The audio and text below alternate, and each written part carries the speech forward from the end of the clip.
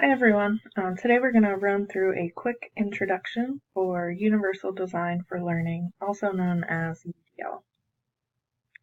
So just to start generally, what is UDL? You'll hear three different categories when breaking it down: the why, the what, and the how. So traditionally UDL might be thought of as a means of meeting an accessibility requirement, but UDL is much more proactive than that. So what UDL focuses on is individual student needs and optimizing learning experiences.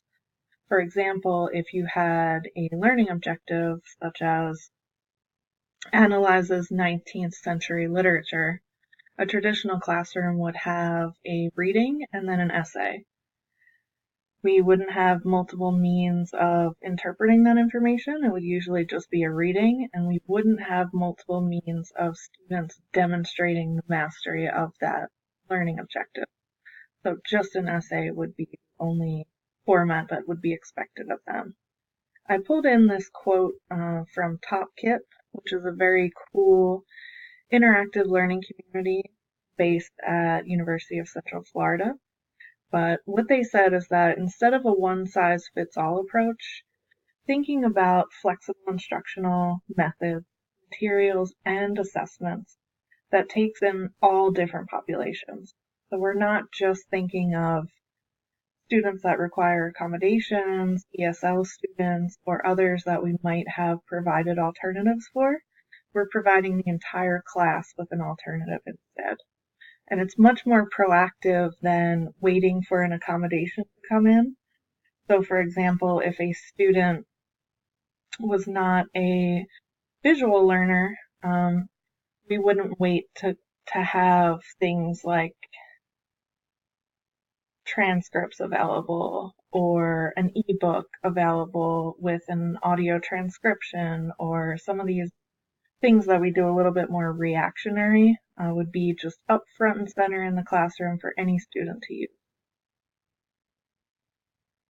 The U.S. Congress about 10, 11 years ago put forward a proposal in the Higher Education Opportunity Act showing that UDL is a scientifically valid framework. So it builds upon multiple outlets within the brain, and it reduces barriers in instruction. Of course, it provides accommodations, but not to all students that are just requesting an accommodation. And then it also incorporates limited English proficiency. So our ESL students are included in that and prioritized quite highly. So what does UDL mean here at Talk?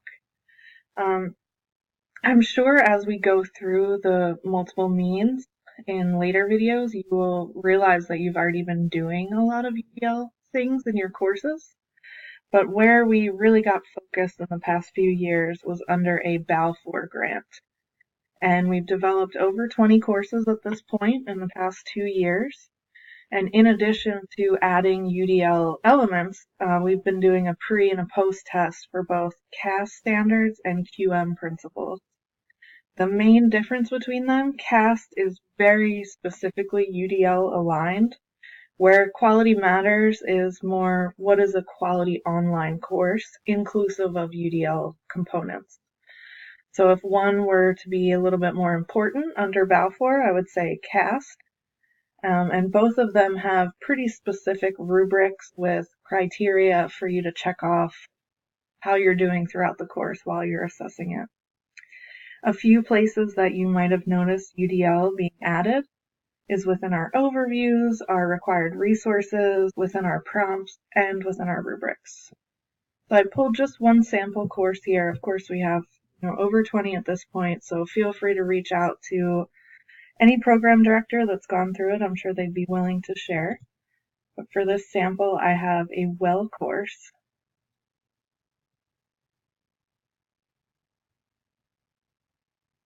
And you will notice that students have a little bit of freedom here in how they are submitting, starting with the first discussion board. If they choose to write it out, they can go ahead and do that. Or they can upload a screencast-o-matic video just like this one if they feel more comfortable just recording themselves instead of writing out that discussion prompt. So I would say for our talk students, many of them are probably accustomed to writing that discussion prompt, and they might view a little risk or weariness in trying out a new technology. But just offering that option of the format that they'd like to submit in is a really good example of UDL. And the rubric itself should be very general to include either format. It shouldn't be very specific to one format. So let's look at the pre and post for this course.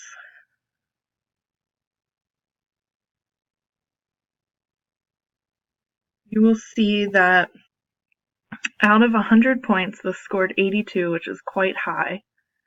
Anything considered over an 85 is a very high quality course, so we're very close to that. And there are a few things that are specific to Quality Matters that talk doesn't necessarily do, such as the introduction forum.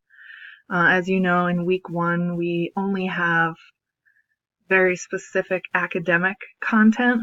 So in this WELL course, students are offered an option to introduce themselves, but in conjunction with something very academic topically about completing their first project and any concerns they might have.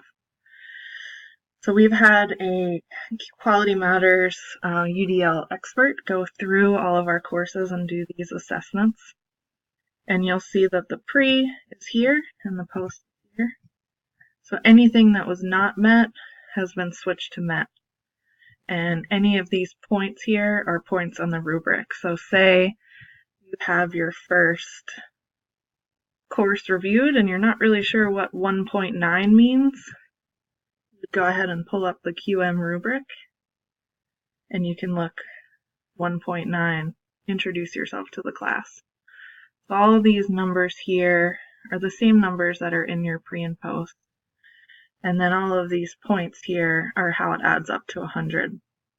I would say that the 3-pointers are what we focus on most. They're the required to pass a Quality Matters review, where the 1-pointers are more of a nice to have as compared to a need to have.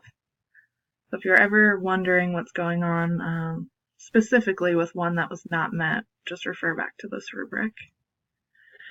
And then on the right-hand side of that same sheet is the CAST guidelines. So this visual here also has numbers in parentheses. It's a much more visual and interactive rubric. But looking at this one, you just scroll over a little bit, and this is the CAST rubric. Many of the options are the same as Quality Matters, but again, this one's much more focused just on UDL as opposed to a general online course. It looks like it met pretty much everywhere on the initial, which is great. Just 1 or 2 things recommended from the expert. So I encourage you to get to know both the Quality Matters rubric and the CAST rubric. And there are links within here with examples of different ways to meet this standard and different types of instructional or assessment methods. So just to put a cap on UDL with sort of an elevator speech, as I said at the beginning, UDL is a combination of accessibility and being proactive to include all students. So if you were to put captions on a video, any student could go in and turn that on and perhaps benefit from it. A good example would be having a book chapter and then also offering that book on tape. So maybe a student is on the bus or they're driving to work and they just want to pop it on and listen to it instead of carving out time to read it. It's not necessarily an accessibility thing, but it's something that they might enjoy better as opposed to sitting down with traditional pen and paper and trying to take notes. A couple examples: providing a script, providing an upfront, adding alternative text to images. So this is something you're probably very familiar with. I have a couple examples in the other videos that I'll be showing for you. And I think it's really good specifically for more complex charts that maybe anyone is having a struggle interpreting. They might read that alt text and a light bulb might go off. Even though they didn't necessarily require it for an accommodation, it benefits all learners because it gives additional context. And another example I had was if you were a traditional instructor at an on-ground campus or perhaps at a secondary school, you may have heard of alternative assignment types for students that were unable to submit a specific type.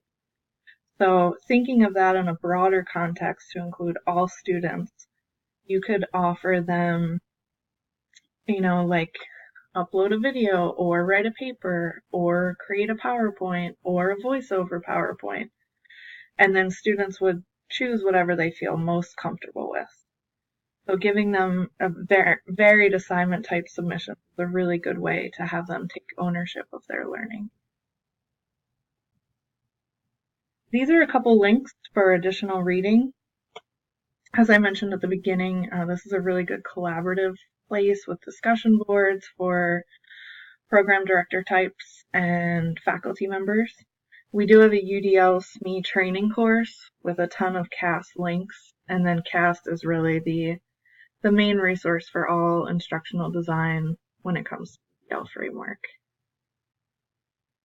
Thank you very much, and I'll be starting on video number 2, the why.